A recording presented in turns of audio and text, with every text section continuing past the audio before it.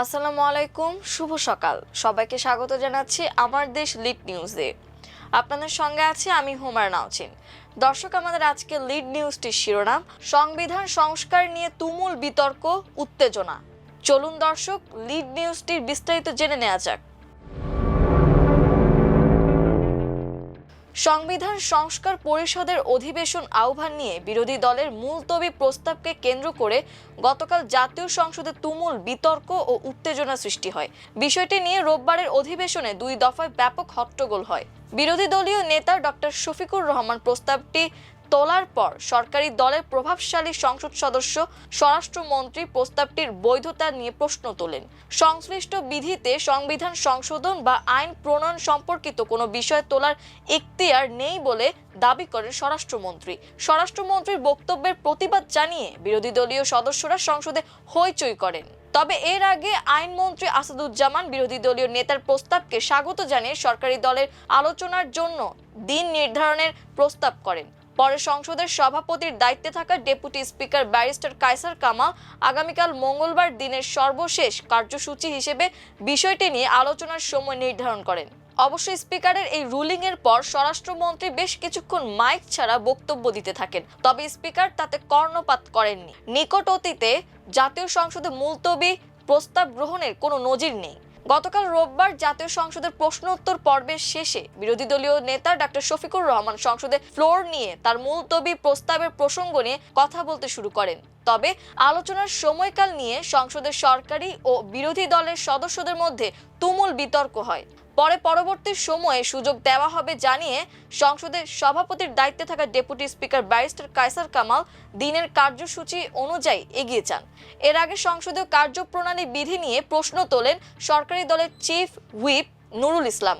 তিনি বলেন, আমাদের প্রথা অনুযায়ী তারকা চিহ্নিত প্রশ্ন এবং 71 বিধি শেষ হওয়ার পরই যে কোনো বিষয় উত্থাপন করা হয়। বিরোধী দলীয় নেতাকে অনুরোধ করব বিধি শেষ হওয়া পর্যন্ত অপেক্ষা করতে। এরপর 1 মিনিট সময় চান স্বরাষ্ট্রমন্ত্রী সালাউদ্দিন আহমদ। তিনি বক্তব্য দিতে চাইলে বিরোধী দলীয় সংসদ সদস্যরা আপত্তি জানান। পরবর্তী সময় স্বরাষ্ট্রমন্ত্রী বলেন, আমি সবাইকে সম্মান জানাতে চাই। বিরোধী দলীয় নেতা আলোচনার জন্য একটি প্রস্তাব উত্থাপন করেছেন। 71 বিধিতে সুযোগ দেবেন কি দেবেন না সেটা আপনার এখতিয়ার, তবে এটা সংসদ সদস্যের অধিকার। পরে মাইক নেন বিরোধী দলীয় চিফ হুইপ নাহিদ ইসলাম। তিনি বলেন, সংসদ কিভাবে গঠিত হচ্ছে তা আমরা ভুলে যাচ্ছি। জাতীয় সংসদ নির্বাচনের পাশাপাশি গণভোট হয়েছিল। এখন সংসদের কার্যক্রম দেখলে মনে হচ্ছে এ ধরনের কিছুই হয়নি। এটি সবচেয়ে বেশি জনগুরুত্বপূর্ণ। এ সংসদে আলোচনা হওয়া উচিত, এর সুরাহা হওয়া উচিত, তারপরও নিয়মিত সব কার্যক্রম হওয়া উচিত। বিধি মোতাবেক বিরোধী দলীয় নেতা নোটিশ দিয়েছেন। গণভোট ও জুলাই সনদ নিয়ে আলোচনা অনুরোধ করেন তিনি। পরে 71 বিধি নিষ্পত্তির শেষে মাগরিবের নামাজের আগে বিরোধী দলীয় নেতাকে মুলতবি প্রস্তাব তোলার জন্য ফ্লোর দেন স্পিকার। প্রস্তাবে জুলাই জাতীয় সনদ আদেশ জারির প্রেক্ষাপট, গণভোট ও তার পরিপ্রেক্ষিতে সংবিধান সংস্কার পরিষদের অধিবেশন আহ্বান করার বিষয় তুলে ধরে বিরোধী দলীয় নেতা বলেন, জুলাই জাতীয় সনদ বাস্তবায়ন আদেশের 10 অনুচ্ছেদ অনুযায়ী সংসদ নির্বাচনের ফল ঘোষিত হওয়ার 30 পঞ্জিকা দিবসের মধ্যে যে পদ্ধতিতে সংসদের প্রথম অধিবেশন আহ্বান করা হবে, অনুরূপ পদ্ধতিতে পরিষদের প্রথম অধিবেশন আহ্বানের বিধান থাকলেও এখনো পর্যন্ত তা করা হয়নি। জাতির প্রত্যাশাকে পাশ কাটিয়ে এ ধরনের অচলাবস্থা সৃষ্টি করা কখনোই কাম্য নয়। এমন অবস্থায় জনগুরুত্বপূর্ণ বিষয় হিসেবে জুলাই জাতীয় সনদ বাস্তবায়ন আদেশ এবং সংবিধান সংস্কার পরিষদ অধিবেশন সংক্রান্ত আলোচনার জন্য স্পিকারের প্রতি সংসদে মুলতবি প্রস্তাব উত্থাপনের আহ্বান জানান তিনি। বিরোধী দলীয় নেতা প্রস্তাবটি উত্থাপন করার পর ফ্লোর নিয়ে আইনমন্ত্রী আসাদুজ্জামান বলেন, প্রস্তাবটি যৌক্তিক এবং সময়োপযোগী। বিষয়টি আলোচনার দাবি রাখে, তবে আলোচনার আগে একটু সময় প্রয়োজন।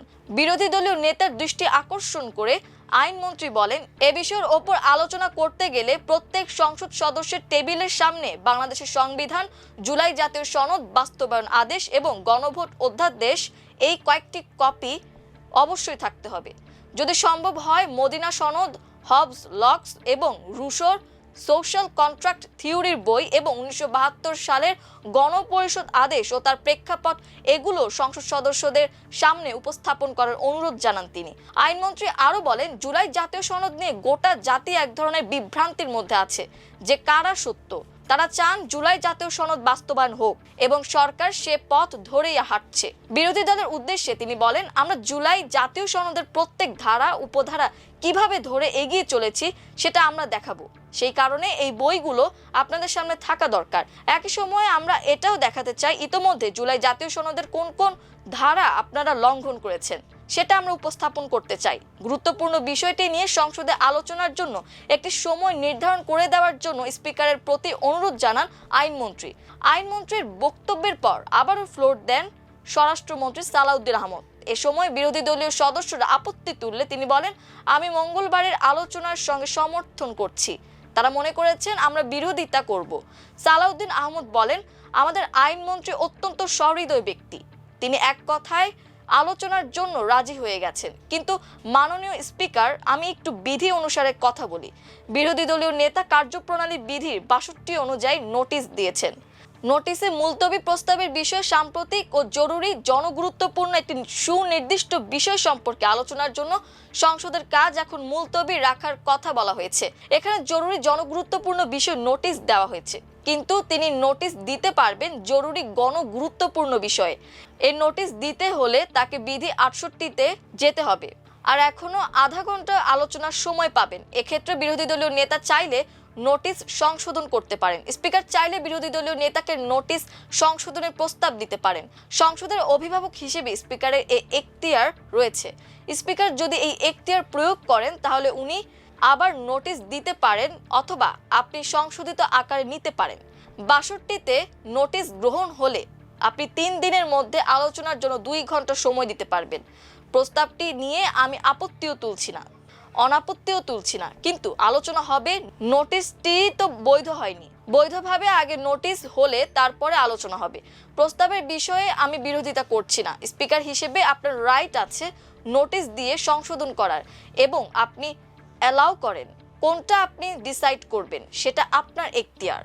স্বরাষ্ট্রমন্ত্রীর এই বক্তব্য চলাকালে প্রতিবাদ জানিয়ে বিরোধী দলীয় সদস্যরা দাঁড়িয়ে যান। এ সময় সংসদে হট্টগোল হয়। স্পিকার তখন স্বরাষ্ট্রমন্ত্রীকে বক্তব্য শেষ করার অনুরোধ করে বিরোধী দলীয় সদস্যদের বসতে বলেন। সংবিধান সংস্কারের বিষয়ে নিজের প্রস্তাবের কথা তুলে ধরে বিএনপির স্থায়ী কমিটির সদস্য সালাউদ্দিন আহমদ বলেন, এখানে আমার ফেয়ার প্রপোজাল আছে। আমরা সংবিধান সংশোধন করতে চাই। আমার বিরোধী দলীয় সদস্য কেউ কেউ সংস্কার করতে চান। পার্লামেন্টের ল্যাঙ্গুয়েজ হচ্ছে কনস্টিটিউশন হয় প্রণীত হবে অথবা রহিত হবে অথবা স্থগিত হবে অথবা সংশোধিত হবে।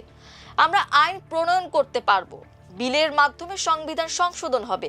কাজে সংবিধান সংশোধনের জন্য সংবিধান সংশোধন কমিটি, এখানে সরকারি দল ও বিরোধী দল সবাইকে সংবিধান সংশোধনের জন্য আমরা কাজ করি। এখানে আমাদের গুরুত্ব দিতে হবে ঐতিহাসিক রাজনৈতিক সমঝোতার দলিল জুলাই জাতীয় সনদকে, যেটা জাতির সামনে স্বাক্ষর করেছি। আমি এটার বিরোধিতা করছি না, তবে এই দলিলের মাধ্যমে সরাসরি সংবিধান বা এর কোনো বিধান পরিবর্তন হয়ে যায়নি বা কোনো অর্ডিন্যান্সের মাধ্যমে সংবিধানের কোনো কিছু ডিলিট হয়ে যায়নি। সেটা জায়েজ আছে, কিন্তু প্রস্তাব করা যায়। এটা হচ্ছে সেই প্রস্তাব জুলাই জাতীয় সনদ, যেটা পরবর্তী পার্লামেন্টে সবাই রাজনৈতিক সমঝোতার দলিল হিসেবে আমরা সংবিধান সংশোধন করব। তিনি আরো বলেন, যেসব রাজনৈতিক দল ম্যানিফেস্টোতে অন্যান্য বিষয় উল্লেখ করেছে, সে ম্যানিফেস্টো অনুযায়ী জনগণের ম্যান্ডেট পেয়েছে। আমরা 51% ম্যান্ডেট পেয়েছি। আমরা সে মোতাবেক আমাদের ইশতেহারে উল্লিখিত অন্য বিষয়গুলো যেগুলো সংবিধানকে টাচ করবে সেখানে এগুলো আনতে পারবো। অন্য বিষয়গুলো হয়তো আইন কানুন পাশ করে করা হবে। তিনি আরো বলেন, জুলাই জাতীয় সনদ যেভাবে স্বাক্ষরিত হয়েছে উইথ নোট অফ ডিসেন্ট, যারা জনগণের ম্যান্ডেট প্রাপ্ত হয়েছেন সে নোট অফ ডিসেন্ট গুলো সে হিসেবে যাব, নাকি শুধুমাত্র আমরা এখানে ডিবেট করে মুলতবি প্রস্তাব গ্রহণ করা হলেও হ্যাঁ অথবা না বলে নাকচ হয়ে গেল সেখানে যাব। আমরা সমঝোতার ভিত্তিতে জাতীয় সংসদে এমন একটি সংবিধান সংশোধন করতে চাই যে দলিল জুলাইয়ের গণ অভ্যুত্থানের শহীদদের আকাঙ্ক্ষাকে ধারণ করতে পারে। আমরা বাংলাদেশের মানুষের পরিবর্তিত পরিস্থিতিতে সব প্রত্যাশাকে ধারণ করতে পারি। সালাউদ্দিন আহমদ আরো বলেন, সেই জুলাই গণ অভ্যুত্থানের শহীদদের আকাঙ্ক্ষা, জনপ্রত্যাশা বিরোধী দল এবং সরকার দল সবাই মিলে যারা সংসদের বাইরে আছে তাদেরও মতামত নিয়ে আমরা এমন একটি দলিল রচনা করি যাতে আমরা অনেক দিন এ দলিল নিয়ে কাজ করতে পারি। সংবিধান মানুষের প্রয়োজনে, দেশের প্রয়োজনে, সমাজের প্রয়োজনে, চাহিদা অনুযায়ী সময় সময় অবশ্যই কিছু কিছু বিধান পরিবর্তন করতে হয়। হয়। এটা সময়ের দাবি। সেজন্য আমরা যদি একটি পারপেচুয়াল ন্যাচারের অ্যামেন্ডমেন্ট করি, যেটা অন্তত দীর্ঘদিন পর্যন্ত আমাদের এখানে থাকবে। এরপর সভাপতির আসনে থাকা ডেপুটি স্পিকার কায়সার কামাল মুলতবি প্রস্তাবটি গ্রহণ করেন। তিনি বলেন, জাতীয় সংসদের কার্যপ্রণালী বিধি অনুযায়ী 3 দিনের মধ্যে প্রস্তাবটি নিষ্পত্তি করতে হবে। সেই হিসাবে আগামী 31 মার্চ মঙ্গলবার দিনের সর্বশেষ বিষয় হিসেবে 2 ঘন্টা বিরোধী দলের নেতার মুলতবি প্রস্তাবটি আলোচনার জন্য সময় নির্ধারণ করা হচ্ছে। ডেপুটি স্পিকারের রুলিং এর পর স্বরাষ্ট্রমন্ত্রী তাদের সংশোধনী প্রস্তাব দেওয়ার কথা বলেন। তখন ডেপুটি স্পিকার আবার বলেন, আপনি মঙ্গলবারের আলোচনা সমর্থন করলে দয়া করে বসুন। তখন সালাউদ্দিন আহমদ বলেন, আলোচনা করতে চাইলে নোটিশটি একটু সংশোধন করে নিতে হবে। এটাই আমার বক্তব্য। এই বিধিতে যে নোটিশ দেওয়া হয়েছে তা আগে সংশোধন করুন। এটা তো কালচার হতে পারে না। ওনাদের ফ্লোর দিন। তখন ডেপুটি স্পিকার বলেন, আমি আমার সিদ্ধান্ত দিয়ে দিয়েছি, আপনারা বসুন। এ সময় স্বরাষ্ট্রমন্ত্রীকে কথা বলতে শোনা যায়। এক পর্যায়ে স্বরাষ্ট্রমন্ত্রীর মাইক বন্ধ করে দেওয়া হয়। তখন ডেপুটি স্পিকার বলেন, আমার সিদ্ধান্ত দেওয়া হয়েছে, মঙ্গলবার আলোচনার জন্য 2 ঘন্টা সময় থাকবে। তারপরও স্বরাষ্ট্রমন্ত্রীকে মাইক ছাড়া কথা বলতে দেখা যায়। সালাউদ্দিন আহমদের বক্তব্য চলাকালীন বিরোধী দলের অনেক সদস্যকে আপত্তি জানাতে দেখা যায়। পরে বিরোধী দলীয় নেতাকে মাইক দেন ডেপুটি স্পিকার। বিরোধী দলীয় নেতা বলেন, আপনি রুলিং দেওয়ার পর এ বিষয়ে কোনো কথা চলে না, আপনি আপনার জায়গায় থাকেন, আমরা সঙ্গে আছি। এরপর বিএনপি দলীয় সংসদ সদস্য জয়নুল আবেদিন ফারুক কথা বলতে ডেপুটি স্পিকারের দৃষ্টি আকর্ষণ করলেও তিনি ফ্লোর দেননি। একই সঙ্গে বিরোধী দলীয় চিফ হুইপ নাহিদ ইসলাম ও হাসনাত আব্দুল্লাহকে ফ্লোর চাইতে দেখা যায়। তখন ডেপুটি স্পিকার সংসদ সদস্যদের উদ্দেশ্যে বলেন, আপনারা বসুন, আমি পরবর্তী কার্যক্রমে যাচ্ছি। দর্শক, এই ছিল আমার দেশ লিড নিউজে। এতক্ষণ আমাদের সঙ্গে থাকার জন্য অসংখ্য ধন্যবাদ। ভালো থাকুন, সুস্থ থাকুন, আমার দেশের সঙ্গেই থাকুন। আল্লাহ হাফেজ।